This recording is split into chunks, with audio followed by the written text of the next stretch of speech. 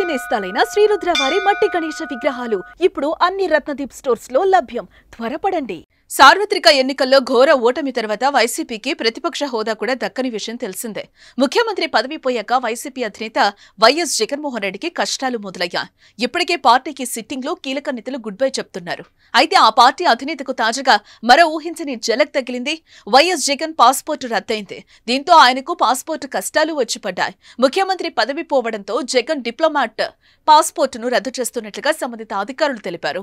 దీంతో చేసేదేం లేక జనరల్ పాస్పోర్టు కోసం ఆయన దరఖాస్తు చేసుకున్నారు. 5 సంవత్సరాలు జనరల్ పాస్పోర్టు ఇవ్వాలని హైదరాబాద్ సిబిఐ కోర్టు ఆదేశించడం జరిగింది.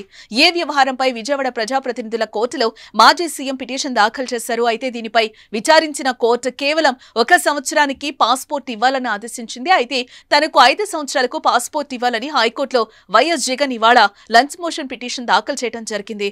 ఈ పిటిషన్ పై విచారణ సోమవారానికి రాష్ట్ర అత్యున్నత న్యాయస్థానం వాయిదా వేసింది. దీంతో లండన్ ప్రయాణంను వైఎస్ జగన్ వాయిదా వేసుకున్నారు.